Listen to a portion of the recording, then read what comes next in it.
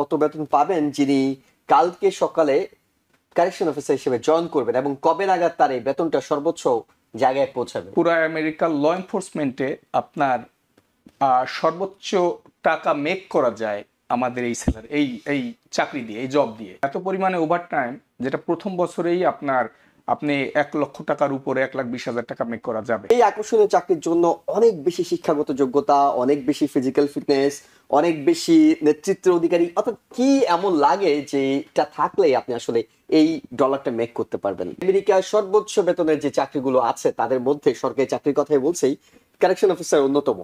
তাই সব দর্শকরা আসলে জানতে চান, ঠিক আছে বলছেন সর্বোচ্চ বেতন, আসলে বেতনটা কত, কত বেতন পান আপনারা, কত বেতন পাবেন যিনি কালকে সকালে কারেকশন অফিসার হিসেবে জয়েন করবেন, এবং কবে নাগাদ তার এই বেতনটা সর্বোচ্চ জায়গায় পৌঁছাবে? আচ্ছা, অনেক সুন্দর একটা প্রশ্ন। সেটা আমি স্টেপ বাই স্টেপ পুরাটাই বলবো। সর্বোচ্চ বেতন বলতে আমার যতটুকু জানা আছে, পুরো আমেরিকার ল এনফোর্সমেন্টে আপনার সর্বোচ্চ টাকা মেক করা যায় আমাদের এই স্যালারি, এই চাকরি দিয়ে, এই জব দিয়ে। ওকে। যেটার আপনার স্টার্টিং স্যালারি, আপনি যেটা বললেন কাল থেকে যদি কেউ স্টার্ট করে, তো 54,000 দিয়ে শুরু একাডেমিতে। আর একাডেমির পরে বেতন বেড়ে যায় হয়তো বা 60 সামথিং। তো তারপর থেকে ওভারটাইম শুরু হয়। যে এত পরিমাণে ওভারটাইম, যেটা প্রথম বছরেই আপনি 1 লক্ষ টাকার উপরে 1,20,000 টাকা মেক করা যাবে। আর যখন 5.5 ইয়ার্স হবে, 5 বছর 6 মাস, তখন এই স্যালারি জাম্প করে প্রতি বছরই বাড়ে, জাম্প করে আপনার বেস স্যালারি যেটা, সেটা 1,18,000 হয়। তো এই 1,18,000 বেস স্যালারি দিয়ে যদি একজন অফিসার রেগুলার ওভারটাইম করে, তার বেতন আপনার 2,40,50,60 বা 2,80,000 টাকা বছরে হয়। ওকে, 2,80,000 মানে $280,000 বছরে আয় করার সুযোগ আছে, অপশন আছে। অপশনটা কতটুকু নেবেন, অর্থাৎ ওভারটাইম কতটুকু করবেন, সেটা তো একান্তই আপনার উপর। নাকি আপনাদের এই চাকরির ধরনটাই এমন যে ওভারটাইম আসলে এত অ্যাভেলেবেল, আপনারা চাইলেই সেটি পান, অনেক সময় চাপিয়ে দেওয়া হয়? না, মেইনলি চাপিয়ে দেওয়া হয় আপনার। এইটাই জবের সবচাইতে বড় অসুবিধা বা স্ট্রেস, যেটা হলো আপনি জবে যাইতেছেন বাট আপনি আসতে পারতেছেন না। এইটা আপনাকে মাস্ট ওভারটাইম করতে হবে। ওকে, এর মধ্যেই দর্শকরা প্রশ্ন করতে শুরু করেছেন। অনলাইনে একজন দর্শক আখি চৌধুরী, তিনি প্রশ্ন করছেন বিএ পাস দিয়ে অ্যাপ্লাই করা যায় কিনা। অর্থাৎ তার সঙ্গে আমি একটু যুক্ত করব যে এই চাকরি যেটি এত আকর্ষণীয় একটি চাকরি, সেই আকর্ষণীয় চাকরির জন্য অনেক বেশি শিক্ষাগত যোগ্যতা, অনেক বেশি ফিজিক্যাল ফিটনেস, অনেক বেশি নেতৃত্বের অধিকারী, অর্থাৎ কি এমন লাগে যে এটা থাকলেই আপনি আসলে এই ডলারটা মেক করতে পারবেন? আখি চৌধুরী আপু, আপনাকে ধন্যবাদ। অনেক সুন্দর একটা প্রশ্ন করছেন, যেটা অনেকেরই মনের মধ্যে ইন্টারেস্ট থাকতে পারে যে প্রশ্নটার উত্তর। সেটা হলো যে হ্যাঁ, আপনি হাই স্কুল ডিপ্লোমার পরে, আপনার যে হাই স্কুল ডিপ্লোমার পরে 39 কলেজ ক্রেডিট থাকলেই আপনি জবের জন্য যোগ্য। অনেক সময় 39 কলেজ ক্রেডিটও আপনার ওয়েভ করা হয় যদি আপনার লাস্ট 1 বছর কন্টিনিউয়াস জব থাকে চেকে। তাহলে আপনার অনেক ক্যাটাগরিতে ভাগ করা আছে, ক্যাটাগরির মধ্যে পড়লে আপনি শুধু হাই স্কুল ডিপ্লোমা দিয়েই জবটা করতে পারেন। আর ফিজিক্যাল যে এটা বললেন, সেটা হলো আপনি নিজেই দেখতেছেন, আপনার সামনে আমি বসে আছি, যেটা আমার উচ্চতা 5 ফুট 4 ইঞ্চি আর ওজন আপনার 120 পাউন্ড। এটা দিয়ে যদি আমি 80 অন দ্য জব, আর শুধু জবই না, আপনি বললেন যে আমি 1000 অফিসারের প্রতিনিধিত্ব করি অ্যাজ এ ডেলিগেট, প্রথম জবের ইউনিয়নের প্রথম সাউথ এশিয়ান বা বাংলাদেশি যেটা ইউনিয়নের প্রতিনিধিত্ব করতেছি। তো যেটা বলবো, আসলে ফিজিক্যাল ফিটনেস অবশ্যই লাগবে, কিন্তু আপনি যেটা ভাবতেছেন যে না আপনার বডি বিল্ডার্স হইতে হবে, এরকম কোনো কিছুই না। আপনার জব পাওয়ার আগে একটা অ্যাজিলিটি টেস্ট আছে 2 মিনিট, ওইটা যদি আপনি পাস করতে পারেন, তাহলে আপনি ফিজিক্যাল ফিটনেস আপনার টেস্ট করা হইলো। আর হলো সবকিছু আপনার মনের মধ্যেই আছে, যে আপনি কিভাবে কার সাথে কথা বলবেন, আপনার মেইনলি কথা বলার ধরন বা আপনার মধ্যেই আছে আপনি কিভাবে জবটা করতে পারবেন। ওকে, আমরা দুটো বিষয় পেয়েছি, আরো জানবো আপনার কাছে কি কি যোগ্যতা লাগে। দর্শক আছেন টেলিফোনে, দর্শক আপনার টেলিফোনটি নিতে চাই, পরিচয় দিয়ে প্রশ্নটি করুন। জি জি, আসসালামু আলাইকুম। আমার নাম হচ্ছে রফিক মিয়া। জি, আমার প্রশ্ন হচ্ছে, এটা তো হচ্ছে সিটি জব, কিন্তু আমি তো সিটির বাইরে থাকি, আমি লং আইল্যান্ডে থাকি। তো আমি কি নিউ ইয়র্ক সিটিতে কারেকশন অফিসার হিসাবে অ্যাপ্লিকেশন করতে পারবো কিনা? খুবই চমৎকার প্রশ্ন। বলবো। জি sure. ধন্যবাদ রফিক মিয়া ভাই, এটা অনেক সুন্দর একটা প্রশ্ন। সেটা হলো অনেকেই সিটির বাইরে থাকেন, আর অবশ্যই এটা city job, but new York সিটির বাইরে আপনার 5টা কাউন্টি আছে যেগুলোতে আপনি সবাই এলিজিবল জব করার জন্য। সেটা হলো নাসাউ কাউন্টি, লং আইল্যান্ডে যে 2টা নাসাউ সাপোক আছে, এবং ওয়েস্টচেস্টার আছে, ওয়েস্টচেস্টার কাউন্টি, অরেঞ্জ কাউন্টি সহ আরো 2-3টা কাউন্টি আছে, মোট আই থিঙ্ক 5-7টা। তো তারাও করতে পারবে আপ স্টেট থেকে। তার মানে আপনিও পারছেন, আপনি চাইলেই অ্যাপ্লাই করতে পারছেন, এবং সেই খবরগুলো আমরা আমাদের সঙ্গে থাকুন, আরো বেশ কিছু খবর আপনাদেরকে জানাবো। আরেকজন দর্শক আছেন। দর্শক, আপনার টেলিফোনটিও নিতে চাই। হ্যালো, আসসালামু আলাইকুম। ওয়ালাইকুম আসসালাম, আমরা শুনতে পাচ্ছি, প্রশ্নটি করুন। জি, আমার নাম হচ্ছে তুহিন, আমি ব্রঙ্কস থেকে বলছিলাম। জি জি। আমার কোশ্চেন হচ্ছে টাইটেল ডিপার্টমেন্টের বেনিফিট গুলো কি কি, আর ডোনাল্ড ট্রাম্প একটা মনে হয় আপনার একটা আইন পাস করছে যে ওভারটাইমের উপরে ট্যাক্স দিতে হবে না, এবং কত ঘন্টার উপরে ট্যাক্স দিতে হবে না। ওকে, আপনাকে ধন্যবাদ তুহিন ভাই। আমরা বেনিফিট নিয়ে তিনি জানতে যাচ্ছিলেন, আমরা হয়তো এই প্রশ্নটাতে আসতাম। আপনি চাইলে এখনই বলা শুরু করতে পারেন যে কি কি বেনিফিট আসলে আপনাদের এই চাকরিতে রয়েছে। একজন কারেকশন অফিসার হিসেবে যে বেনিফিটগুলো আছে সেটা হলো একজন সিটি এমপ্লয়ি হিসেবে যত বেনিফিট আপনার থাকার কথা সেটা আছে, সাথে আপনি ডেন্টাল যে বেনিফিটটা এটা পাবেন। আমাদের ইউনিয়নটা অনেক স্ট্রং, সাথে আপনি যে জবের এটা বললো ভাই, আমি যে স্ট্রাকচারটা বললাম সে স্যালারি স্ট্রাকচার সেটা তো আছেই। এর সাথেও আপনার 3টা ট্যুর আছে, আপনার তিনটা না আরো বেশি ট্যুর আছে। আপনার সুবিধা মতো আপনি রাতে কাজ করতে পারবেন, দিনে কাজ করতে পারবেন, সকালে কাজ করতে পারবেন। এবং জবের স্ট্রাকচার হলো আপনার 4 দিন কাজ করার পরে 2 দিন ছুটি, আবার 5 দিন কাজ করার পরে 2 দিন ছুটি। আপনার সুবিধা মতো অনুসারে আপনার হার্ডশিপের উপরে বেস করে আপনি জবটা করতে পারবেন। এবং পেনশন এবং অন্যান্য হ্যাঁ, বিষয়গুলো, পেনশন 401k 457 রেগুলার পেনশন সবই আছে। এবং আর্ন লিভ, তারপর অন্যান্য লিভ গুলো কেমন আছে? লিভগুলোর মধ্যে বছরে 2টা ভ্যাকেশন পাবেন। 2টা ভ্যাকেশনে আপনি 13 ডেজ পাবেন, আর 5.5 ইয়ার্স হলে 27 ডেজ আপনার paid vacation. 27 days means 27 days না, 27 ডেজ 2 বারে আপনি উইথ অফ ডে সহ অলমোস্ট 2 মাস কাটানো যায় আর কি, 2 বারে পেইড। ওকে, আমরা এরপরে আরেকজন দর্শক আছেন, আপনার প্রশ্নটিও নিতে চাই। দর্শক, প্রশ্ন করুন। আসসালামু আলাইকুম, আমি আবির। জি আদিব ভাই। আবির এলমাস থেকে। জি, আমরা অনেক বেনিফিটের কথা বা বেতনের কথা শুনতেছি কালচারে। তো যদি আমাদেরকে একটু ইয়েগুলো কনসিকুয়েন্স, তার মানে যে চ্যালেঞ্জ আছে এই জবে, এগুলো যদি একটু বলতেন তাহলে আমাদের ডিসিশন নিতে সুবিধা হতো। জি, অনেক ধন্যবাদ আবির ভাই। অর্থাৎ তিনি বলতে চাইছেন, আমরা তো জানি যে বেতন দিচ্ছেন, ঠিক আছে, বেতন অনেক বেশি দিচ্ছেন, কিন্তু চাকরিটা কি একটু কঠিন নাকি? মানে কাজটা আপনারা যেটা করেন, আমরা কারেকশন অফিসার বলতে সহজে বুঝি আপনারা অপরাধীদের সঙ্গে কাজ করেন, একেবারে বাঘা বাঘা ক্রিমিনাল যারা আছে, যাদেরকে হয়তো এনআইপিডি গ্রেপ্তার করে আনছে, তারপর কারেকশন অফিসারদের কাছে দিচ্ছে। অর্থাৎ আপনাদের হার্ডশিপ কেমন? আপনাদেরকে কি কি চ্যালেঞ্জ নিতে হয়? অনেক সুন্দর একটা প্রশ্ন করেছেন ভাইয়া। সেটা হলো, যেহেতু এটা ল এনফোর্সমেন্ট জব, আপনার অবশ্যই মানসিকভাবে স্ট্রং হতে হবে যে জবটা করার জন্য। তো যে আমাদের ওইখানে আপনার জব শুরুর পরে জেল, কারেকশন অফিসার বলতে জেল পুলিশ যেটা আমরা বাংলায় বুঝি। তো জেল ছাড়াও আপনার 91টা ইউনিট আছে আমাদের এজেন্সিতে। তো আপনি যখন জব শুরু করবেন তখন আপনার জেলে পোস্টিং থাকবে। এরপরে আপনার 2 বছর প্রবেশন পার হওয়ার পরে যে আপনার যোগ্যতা দিয়ে আপনি যে অন্য 91টা ইউনিট আছে, যেমন কেনাইন আছে, কুকুর দিয়ে ইনভেস্টিগেশন আছে, তারপরে একাডেমি আছে, রিক্রুটমেন্ট আছে, হ্যাঁ অনেক 91 টোটাল ইউনিট আছে যেখানে আপনার যোগ্যতা দিয়ে আপনি ট্রান্সফার হতে পারেন এবং দক্ষতার সাথে কাজ করতে পারেন। আর যে চ্যালেঞ্জগুলোর কথা বলতেছেন, এটা রেগুলার চ্যালেঞ্জ।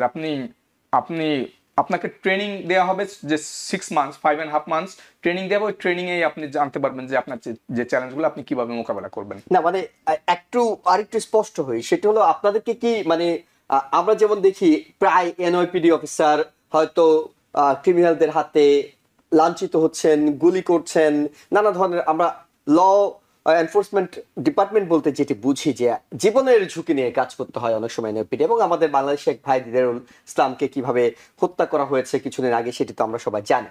আপনাদের এই কারেকশন অফিসারের সেখানেও কি এই ধরনের কোনো ভয় আছে, আতঙ্ক আছে, অর্থাৎ আপনাদের উপরে আক্রমণ হতে পারে এমন কোনো বিষয় হয় কি? আচ্ছা, সেটা ক্লিয়ার করি। সেটা হলো যে এনওয়াইপিডির কথা আপনি যেটা বললেন যে লাঞ্ছিত হয়, তো এটা অবশ্যই আছে জেলে। যেহেতু আমরা তাদের নিয়েই কাজ করি, একজন অফিসার তারা 40 জন 50 জন ইন্ডিভিজুয়াল নিয়ে কাজ করবে। আগে থেকে ক্রিমিনাল বলা যায় না, তারা তো এখনো কনভিক্টেড না, ঠিক আছে। যে ইন্ডিভিজুয়াল গুলো নিয়ে কাজ করে তাদের মধ্যে তো এক একজন এক এক রকম, তার লাঞ্ছিত হওয়ার সম্ভাবনা থাকে। বাট আপনি যে সিরিয়াস ভাবে ইনজিউর হবেন এরকম কোনো সম্ভাবনা একেবারেই কম। কারণ বাইরে থেকে আপনার যখন জেলের ভিতরে ঢোকে তাকে সার্চ করে তার কাছে এমন কোনো একটা মোটা সুতাও থাকে না যেটা দিয়ে আপনাকে সে অ্যাটাক করতে পারে। অর্থাৎ এনওপিডির সঙ্গে মূল পার্থক্যটা হচ্ছে এনওপিডি যখন একটা জায়গায় যাচ্ছে সেখানে কিন্তু ওই অপরাধীর কাছে ছুরি থাকতে পারে, বন্দুক থাকতে পারে, নানা কিছু থাকতে পারে, কিন্তু যখন কারেকশন অফিসারের কাছে তাকে দেয়া হয় তখন কিন্তু তাকে একেবারে গ্রেপ্তার করার পর, আটক করার পর সার্চ করে তার একেবারে নিরস্ত্র করে তাকে তারপর আপনাদের হাতে দেওয়া হয়। জি, আমি আরেকটা বিষয় ক্লিয়ার করব, যেটা আজ পর্যন্ত আমাদের এজেন্সির ইতিহাসে এখন পর্যন্ত হয় নাই যে একজন ইন্ডিভিজুয়াল দ্বারা, যা ইনমেট দ্বারা কেউ কোনো অফিসার মারা গেছে। আহত হয়, অবশ্যই আহত হয়, এখানে অনেক সময় ফিজিক্যালি তারা হয়তো আহত হয়, কিন্তু মারা গেছে বা সিরিয়াস ইনজুরি হয়েছে এরকম কোনো। কিন্তু আপনারা তো সতর্ক থাকেন যে এমন একটা বিষয় হতে পারে এবং একটা নির্দিষ্ট দূরত্ব রেখে তো আপনাদেরকে কাজটা করতে হয়। এটা আমাদের ট্রেনিং এরই পার্ট, যে যখন ট্রেনিং এ যাওয়া হবে একজন রিক্রুট অফিসার, তখন তাকে 6 মাস যাবত এটাই ট্রেনিং দেওয়া হয় আপনি কিভাবে একজন ইন্ডিভিজুয়ালের সাথে ডিল করবেন, হ্যান্ডেল করবেন। দর্শক আছেন টেলিফোনে। দর্শক, আপনার প্রশ্নটি নিতে চাই, পরিচয় দিয়ে প্রশ্নটি করুন। জি, আসসালামু আলাইকুম। আমি রাজীব বলছিলাম, জি লং আইল্যান্ড থেকে। জি, বলেন প্লিজ। আমার কোশ্চেনটা হচ্ছে, আমরা যারা বাংলাদেশি ইমিগ্রেন্ট আমেরিকাতে যারা আসছি, আমাদের পড়াশোনা আমরা বাংলাদেশে পড়ে আসছি, তো বাংলাদেশের কোন লেভেলের পর্যন্ত পড়াশোনা এখানে অ্যাকসেপ্টেড বা এখানে ইকুইভ্যালেন্ট করার পরে কারেকশনস অফিসারে জয়েন করা যায়? জি, আমাদের কাছে পরিষ্কার আপনার প্রশ্নটি। ভাইয়া ধন্যবাদ। আবারও এই প্রশ্নের উত্তর আমি মনে হয় প্রথমেই দিতে আবারও দিই। সেটা হলো যে বাংলাদেশের যে high school diploma intermediate part, যেটা ইন্টারমিডিয়েট পাশের পরে আপনি কলেজে যদি 29 কলেজ ক্রেডিট করেন, বা অনেক ক্ষেত্রে শুধু হাই স্কুল বা ইন্টারমিডিয়েট পাস দিয়েই আপনার হবে যদি আপনি লাস্ট 1 বছর কন্টিনিউয়াসলি এখানে জব করে থাকেন চেকে। অর্থাৎ আপনি যদি ইন্টারমিডিয়েট পাস হন এবং তারপরে 39 কলেজ ক্রেডিটের কথা বলছেন, অর্থাৎ যারা অনার্স করেছেন, মাস্টার্স করেছেন, তারা সবাই এই চাকরির জন্য অ্যাপ্লাই করতে পারবেন। এবং আপনি যেটি বলছিলেন ইভালুয়েশন, এখানে বেশ কয়েকটি প্রতিষ্ঠান আছে, গ্লোব থেকে শুরু করে আরো বেশ কয়েকটি প্রতিষ্ঠান। আপনি যদি সেসব প্রতিষ্ঠানে আপনার সার্টিফিকেট গুলো নিয়ে যান তাহলে তারা এইখানকার শিক্ষা ব্যবস্থার সঙ্গে সেটিকে ইভালুয়েট করে দেবেন। আমি আরেকটু ক্লিয়ার করি, 39 কলেজ ক্রেডিটটা অনেকেই বুঝতে পারে না। সেটা হলো 39 কলেজ ক্রেডিট ইন্টারমিডিয়েট পাশের পরে যদি কেউ 2 বছর পড়াশোনা করে, তারা গ্রাজুয়েশন করা লাগবে না। 2 বছর কমপ্লিট করার পরে যে ক্রেডিট গুলো তারা কমপ্লিট করে, ওটা এখানে এনে ইভালুয়েট করলেই 39 কলেজ ক্রেডিট মোর দেন এনাফ হয়। অর্থাৎ আপনি ডিগ্রি পাস হতে পারেন, আপনি অনার্স করতে পারেন, মাস্টার্স করতে পারেন, সবকিছু দিয়ে আপনি আসলে অ্যাপ্লাই করতে পারছেন। ফরহানা চৌধুরী সোশ্যাল মিডিয়ায় বলছিলেন যে কোনো বয়সের বিষয় আছে কিনা, do you have any age group, এবং তিনি আরেকটি প্রশ্ন করছিলেন, তিনি জর্জিয়া স্টেটে আছেন, তিনি কি সেখান থেকে চাইলে অ্যাপ্লাই করতে পারবেন? বয়সের কথাটা আগে বলি। সেটা হলো যে আপনার 17 বছরে হয়তো বা 6 মাসে আপনি পরীক্ষা রেজিস্ট্রেশন করতে পারবেন, 21 বছরে আপনি জবে জয়েন করতে পারবেন। কিন্তু সর্বোচ্চ আপনি কত এজ, আপনি অনেকে 64, 66, বাংলাদেশিও একজন আছে 66 বছর বয়সে আমার সাথে শুরু করছে, যে এখনো জব করতেছে। অর্থাৎ বয়সের কোনো সীমা নেই। একেবারে সহজ করে আমরা যদি বলি, শুরু করতে হবে আপনাকে 21 বছর দিয়ে। দর্শক আছেন টেলিফোনে। আর আরেকটা আপুর কথাটা এখনো ক্লিয়ার না, সেটা হলো জর্জিয়া থেকে যেটা আপনি রেজিস্ট্রেশন করতে পারবেন, আপনি এসে পরীক্ষা দিতে পারবেন, আপনার রিক্রুটমেন্ট প্রসেস যেটা আপনার সমস্ত প্রসেস কমপ্লিট করতে পারবেন। কিন্তু যেদিন আপনি জবে জয়েন করবেন ওই দিন আপনাকে মাস্ট নিউ ইয়র্ক সিটি বা যে 5 আলাদা আরেক কাউন্টিগুলো আছে সেই কাউন্টিতে থাকতে হবে। কেন জর্জিয়া কারেকশন অফিসার হিসেবে তিনি জয়েন করতে পারবেন না? না না না, এখানে নতুন করে সিটির যে ডিকাসের ওখানে রেজিস্ট্রেশন করে পরীক্ষা দিতে হবে। না, তিনি যদি জর্জিয়াতে পরীক্ষা দেন জর্জিয়ার কারেকশন অফিসার হিসেবে সেটা তো পারবেন না, জর্জিয়ার কারেকশন অফিসার সম্বন্ধে আমার ধারণা নাই। Okay, উনি okay. ঠিক আছে দর্শক, সেটিও আপনি যদি নিউ ইয়র্কের সিটি জবের অংশ হতে চান তাহলে অবশ্যই আপনাকে নিউ ইয়র্কে একটি ঠিকানা খুঁজে নিতে হবে, অর্থাৎ নিউ ইয়র্কে আপনাকে স্থায়ীভাবে যে ওখান থেকে আপনি জয়েন করবেন তখন থেকে আপনাকে থাকতে হবে। আরেকজন দর্শক আছেন টেলিফোনে, আপনার প্রশ্নটি নিতে চাই। হ্যালো জি, শুনতে পাচ্ছি হ্যালো, আমরা শুনতে পাচ্ছি ভাই, প্রশ্নটি করুন। আমার প্রশ্ন রয়েছে অক্সিলারি পুলিশে হ্যাঁ। জয়েন করতে হলে কিভাবে অ্যাপ্লাই করবো? একেবারে ভিন্ন বিষয়, অক্সিলারি পুলিশ নিয়ে আমরা এইখানে ডিফারেন্ট শো করে থাকি। আমাদের ইউটিউব কিংবা ফেসবুক পেজে গেলেও TVN24-এ আপনাকে একটু কষ্ট করতে হবে, আপনি সেটি খুঁজে পাবেন। অক্সিলারি পুলিশ লিখে সার্চ দিলেই আমাদের ভিডিওগুলো চলে আসবে এবং এই বিষয়টি নিয়েও আমরা পূর্ণাঙ্গ শো করেছি। আজকের অতিথি কারেকশন অফিসার, তিনি আসলে সেই বিষয়টি নিয়ে বিস্তারিত হয়তো আপনাদেরকে বলতে পারবেন। আরেকজন দর্শক আছেন, আপনার প্রশ্নটিও নিতে চাই। হ্যালো, আসসালামু আলাইকুম। আমার ওয়ালাইকুম নাম আসসালাম। হচ্ছে মেজবা। জি মেজবাহ, আমি ফোন দিচ্ছি ব্রঙ্কস থেকে। হুম। তো আমি শুনতে পাইছি যে কারেকশনে হচ্ছে আপনার কম কেস নামে একটা ওয়ার্ড আছে। তো এই কম কেসটা কি আমাকে যদি একটু বলা হতো ক্লিয়ার করে, তাহলে আমাদের জন্য একটু সুবিধা হতো। কনক্রিট, জি। আপনি কি শুনেছেন এই ধরনের কোনো শব্দ আপনাদের জন্য? না, এই বিষয়ে আমার খুব একটা ধারণা নাই, আর এটা আমি আমি আমি আমি ঠিক এখানে বলতেও পারবো না। তো আমি জানি না এটা আপনি কোথা থেকে শুনলেন, তো এই বিষয়ে আমার ধারণা নেই। জি, ওকে। আমরা একেবারেই সবশেষ প্রশ্নটি আপনার কাছে করতে চাই, যা এখন বর্তমানে আপনাদের কোনো রেজিস্ট্রেশন চলছে কিনা, চাকরি নিয়োগের পরীক্ষার জন্য কোনো আবেদন নেওয়া হচ্ছে কিনা, কবে নাগাদ সেটির সবশেষ তারিখ এবং কিভাবে কোথায় গেলে এই আবেদনটি তিনি করতে পারবেন, এবং একই সাথে আপনি যেহেতু বাংলাদেশি কারেকশন সোসাইটির প্রেসিডেন্ট, আপনারা আপনাদের সংগঠন থেকে আমাদের বাংলাদেশি ভাই বোনরা যারা এই চাকরি নিতে চায় তাদেরকে কি ধরনের সহযোগিতা করে থাকেন? আচ্ছা, সেটা অক্টোবরের 29 পর্যন্ত আপনার রেজিস্ট্রেশন চলতেছে। এই মাসের লাস্ট 29 পর্যন্ত যদি কোনো আগ্রহী ভাই বোন আপনারা ইন্টারেস্টেড হন তাহলে আপনারা রেজিস্ট্রেশন করতে পারবেন।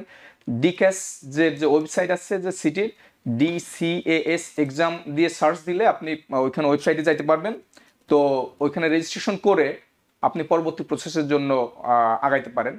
আর আমাদের যে বাংলাদেশি কারেকশন সোসাইটি থেকে আমরা যেভাবে হেল্প করে থাকি, সে কমিউনিটিতে আপনাদের জব ফেয়ার করি, বা যদি কেউ আমাদের সাথে যোগাযোগ করে, যেমন আমাদের আরো এক্সিকিউটিভ বোর্ড মেম্বার আছে, আমি প্রেসিডেন্ট সহ আরো 14 জন এক্সিকিউটিভ বোর্ড মেম্বার আছে, তারা প্রত্যেকের দায়িত্ব পালন করতেছে, কমিউনিটির মানুষকে হেল্প করতেছে।